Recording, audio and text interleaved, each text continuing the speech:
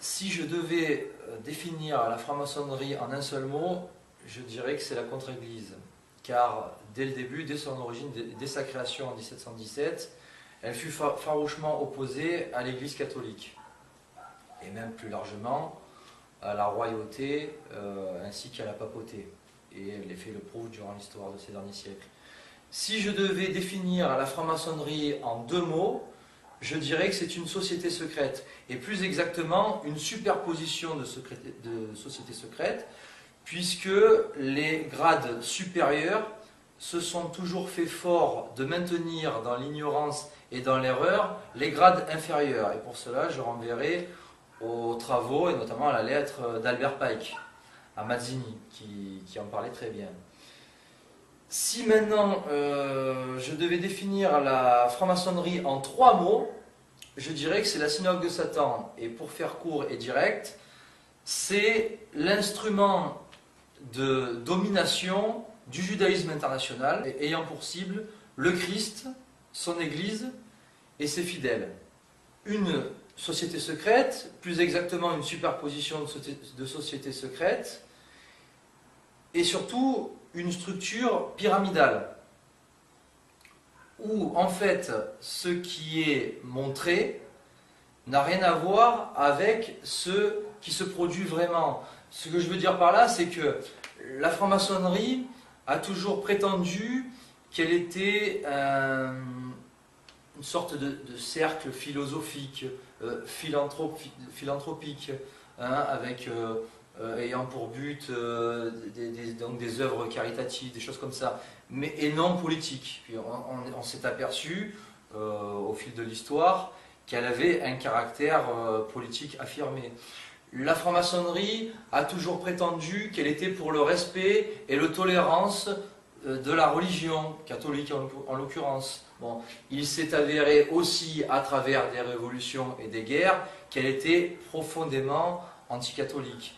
Donc il y a cette idée qui est purement talmudique de dire une chose et son contraire, puisque quand on reprend les bulletins du Grand Orient, la revue L'Acacia, certains témoignages de francs-maçons qui en étaient et qui en sont sortis, comme Alban Copain-Albancelli par exemple, on peut s'apercevoir qu'elle dit une chose et son contraire, et surtout qu'elle dit certaines choses, qu'elle se targue de plein de bonnes idées supposées, hein, comme la tolérance, la liberté, la démocratie, toutes ces choses-là, mais qu'en fait, elle ne fait qu'appliquer le contraire. Concernant ses origines, il y a deux opinions qui s'opposent, qui sont divergentes, mais que j'aimerais faire converger. La première, c'est celle du chevalier Gougenot des Mousseaux et de Copain-Albancelli, approuvé notamment par le docteur Isaac Wise, que je vais lire, qui nous dit que la franc-maçonnerie est une création juive, faite par les juifs pour les juifs. Donc c'est ce que disait Isaac Wise, donc dans la revue The Israelite, donc cité par Léon de Poncin dans son excellent livre Les forces secrètes de la Révolution, que je vends d'ailleurs sur mon site internet. Et donc, Isaac Wise disait en 1855, « La maçonnerie est une institution juive dont l'histoire, les devoirs, les mots de passe, les explications sont juifs, du commencement à la fin, à l'exception d'un seul grade secondaire et de quelques mots dans la formule du serment. » Explication, donc citation, qui rejoint totalement les travaux de Monseigneur Meurin dans son excellent livre La franc-maçonnerie, synagogue de Satan, qui lui démontre de manière impeccable que la franc-maçonnerie est calquée sur la Kabbale, d'après les révélations de l'Otaxile. Donc ça, c'est pour la première opinion des Copain-Albancelli, des Wise, bon. Et il y a la deuxième, c'est celle de Nesta Webster. Et alors certains ont tendance à l'opposer. Alors, quand on dit création juive, il faut bien s'entendre sur le terme de création. Celui qui crée à partir de rien ne peut pas être un être humain. Il n'y a que Dieu qui peut créer à partir de rien. Qu'on soit d'accord là-dessus. Bon. Nesta Webster, elle, disait que la franc-maçonnerie fut au départ un cercle philosophique qui a été ensuite infiltré, repris et détourné par la communauté juive, et qui ensuite l'a été. Mais ce que je veux dire par là, c'est que ces deux théories se rejoignent, si on veut. Elles ne s'opposent pas. Alors, à partir de quand la franc-maçonnerie a été exclusivement juive, et entre guillemets, elle n'est pas exclusivement juive, mais à sa tête, oui, hein, c'est le judaïsme international, à sa tête, c'est Israël. À partir de quand ça, on n'en sait rien, mais en tout cas, c'est, comme je disais, l'instrument de domination des juifs, du judaïsme international, sur les peuples et les nations. La franc-maçonnerie, c'est surtout un état d'esprit. C'est surtout une idéologie où, au cours de l'initiation, le profane devenu initié maçon est formaté à l'état d'esprit maçonnique, qui a déjà d'ailleurs beaucoup à voir avec l'état d'esprit juif. Et donc là, il y a des principes fondateurs hein, qu'on met dans le crâne du franc-maçon, et notamment celui des bas grades de la maçonnerie bleue.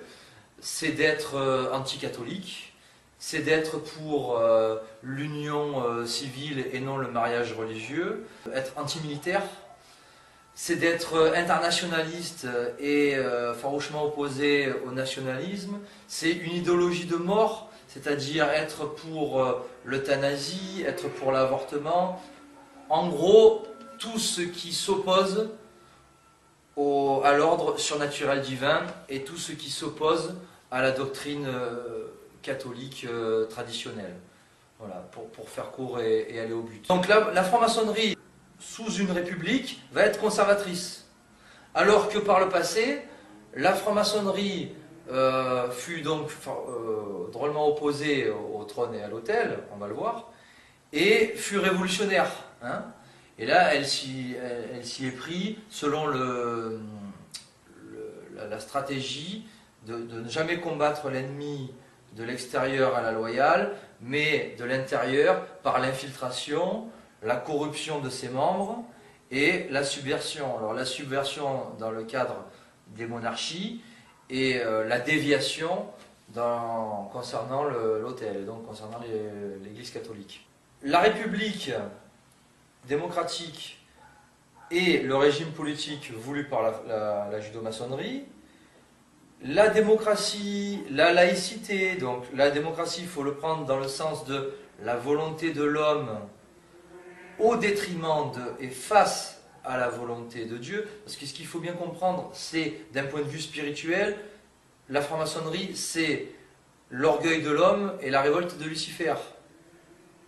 Donc, la démocratie qui est la volonté de l'homme au détriment de Dieu, la laïcité qui est la religion de la franc-maçonnerie, qui au départ était vouée à se passer de Dieu, c'est ce que dit Léon XIII dans son encyclique Humanus Genus, c'est d'abord se passer de Dieu simplement, en étant soi-disant dans le respect et la tolérance de la religion, et puis on s'est aperçu au fur et à mesure que c'est d'abord pour se passer de Dieu, et puis ensuite pour agir directement contre Dieu. Voilà ce qui est exactement la religion maçonnique, qui est la laïcité.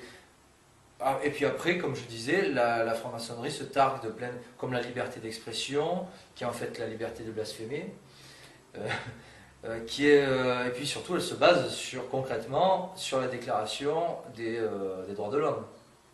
En 1789, droits de l'homme qui sont la négation du droit divin, et qui sont concrètement, depuis 1789, le Christ mis hors la loi. L'œuvre majeure de la franc-maçonnerie fut 1789.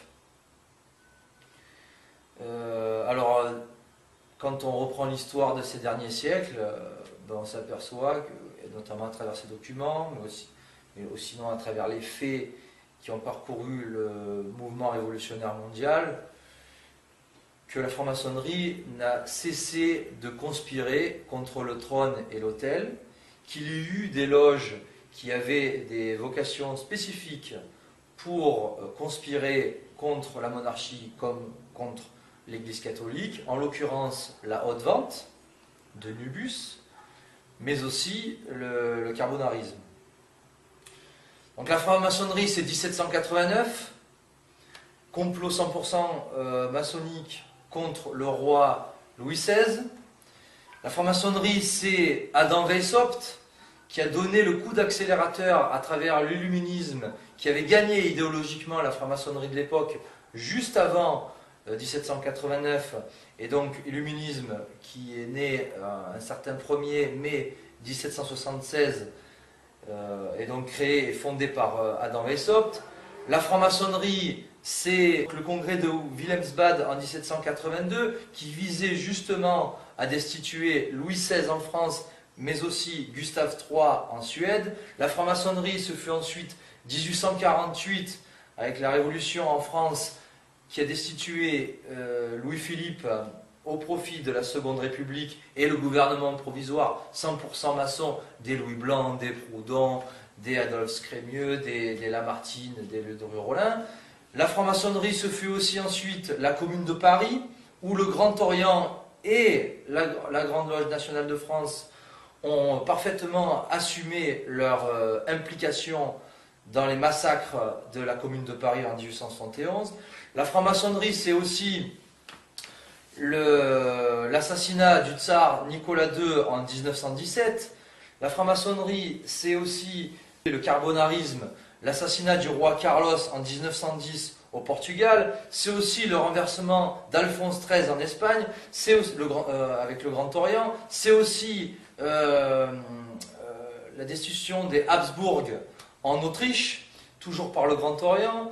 C'est aussi la révolution allemande en 1918. C'est aussi la révolution hongroise avec Béla Kun l'année d'après en 1919. C'est aussi la guerre civile avec le Grand Orient et le financement soviétique en 1936 face à Franco en Espagne.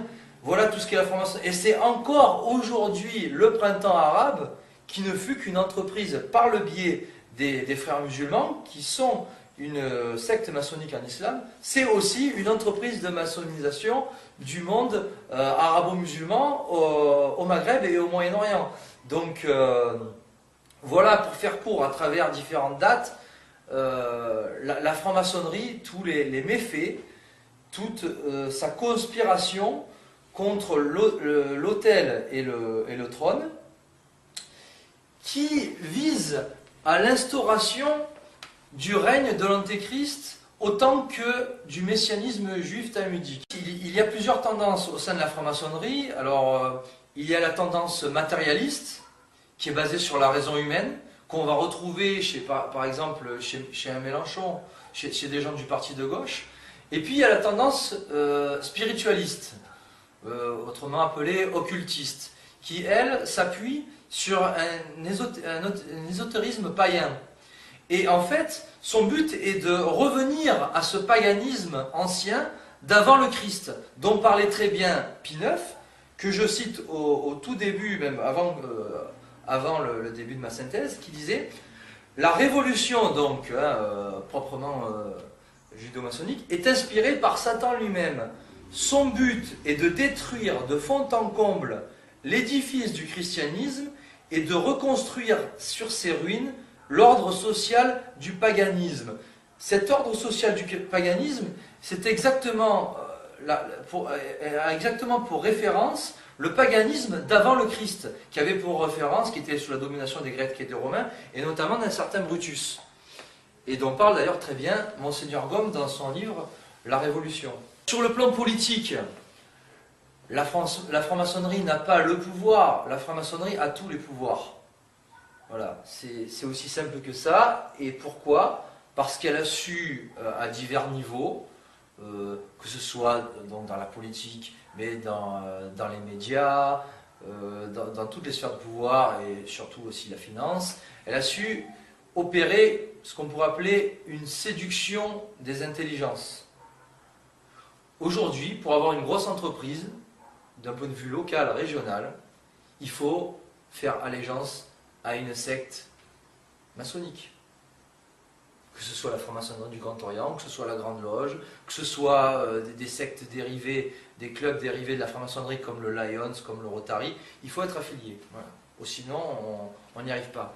Donc voilà, en gros, la franc-maçonnerie, et puis surtout, pourquoi elle a le pouvoir politique aussi, et c'est ce qui fait sa force, c'est le secret.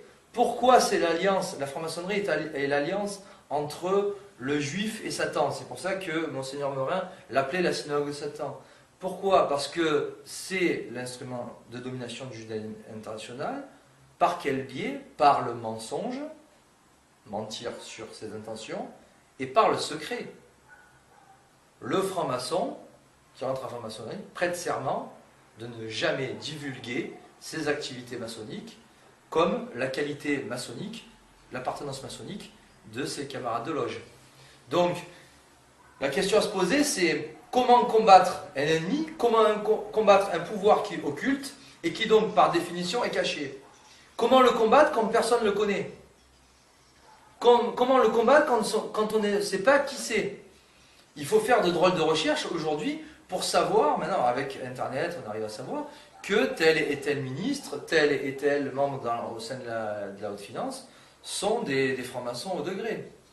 Ou sinon, on ne le sait pas. Donc, en cela, la franc-maçonnerie est un gouvernement invisible au sein du gouvernement, comme elle est un État dans l'État, et en cela, ça rejoint tout à fait la communauté juive organisée, qui elle-même est un gouvernement invisible au sein du gouvernement, et elle-même est un État dans l'État.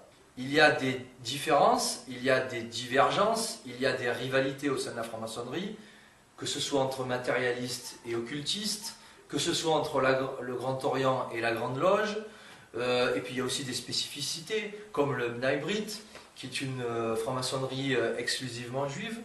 Mais on peut s'apercevoir d'une chose, c'est que ce qui met d'accord tout le monde, au-delà de ces divergences et de ces rivalités, c'est l'anticatholicisme.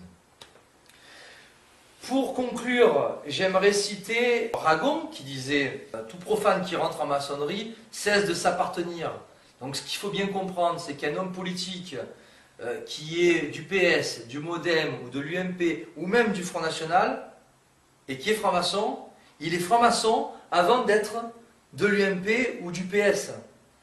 Donc quand on voit que dans la composition du gouvernement Sarkozy ou du gouvernement Hollande, il y a une majorité de francs-maçons, le gouvernement n'est pas socialiste, le gouvernement n'est pas de droite ou il n'est pas de gauche, le gouvernement est judo-maçonnique. Voilà, c'est ce qu'il y a à comprendre. Donc à travers cette citation de Ragon, une citation aussi très importante, c'est celle d'Adam Weishaupt, d'un point de vue idéologique, vraiment dans le combat d'idées, c'est dans l'intimité des sociétés secrètes que l'on doit savoir préparer l'opinion. L'idéologie maçonnique est purement et simplement l'idéologie dominante. Et tant qu'on n'aura pas combattu ces faux principes, tant qu'on n'aura pas compris que c'est le gouvernement, c'est ce qui nous gouverne, en gros, c'est ce qui nous dirige, on ne fera pas avancer le schmilblick. Et puis pour conclure, j'aimerais citer donc deux passages du grand spécialiste à mes yeux en France depuis longtemps et qui a été ensuite donc relayé aujourd'hui par son fils, c'est Jacques Plancard-Dassac qui disait cette chose très juste, c'est cette secte, la secte maçonnique est satanique parce qu'elle contient en elle donc les doctrines du péché de Lucifer.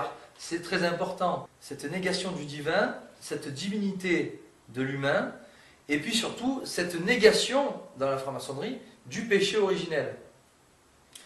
Et encore, Jacques Plancard-Dassac, la franc-maçonnerie n'a jamais rien construit, mais elle a détruit beaucoup. Et on retrouve ces citations dans Le secret des francs-maçons. Secte maçonnique et la synagogue de Satan, elle est la contre-église, et elle est surtout, c'est ça le plus dur, le plus important à comprendre, elle est surtout à l'origine de toute la dégradation de nos mœurs et la dépravation de nos cœurs.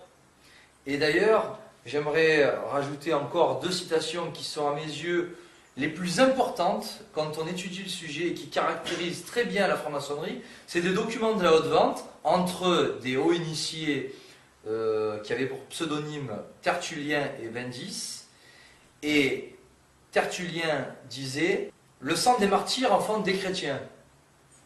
Nous ne voulons plus de chrétiens, ne faisons donc plus de martyrs.